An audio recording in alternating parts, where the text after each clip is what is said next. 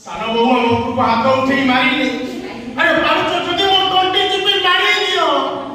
ହେଲେ ସେଇ କଥାଟା କୁହନି ଯୋଉ କଥାଟା ଶୁଣିବା ପରେ ମୋ କଲିଜାକୁ କଷ୍ଟ ହଉଛି। ଯଦି ତମକୁ ଏତେ ବାଧୁଛି ତାହେଲେ ଛିଡ଼ା ହେଲା କାହିଁକି?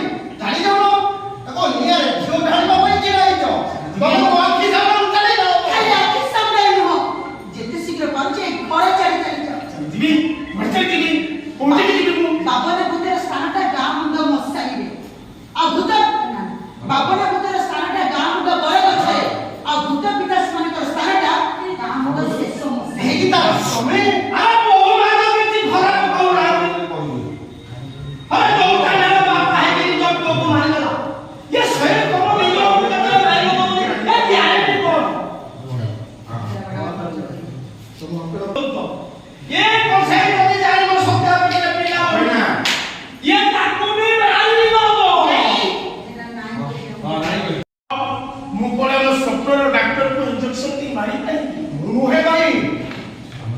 କହିଗଲେ ତମେ ଘରେ ରହିଲେ ସେ ଗୀତାକୁ ନେଇ ତମ ଥାନାରେ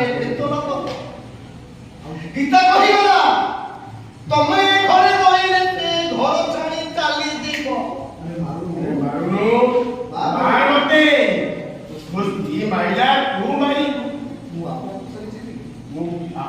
ଚାଲିଯିବେନି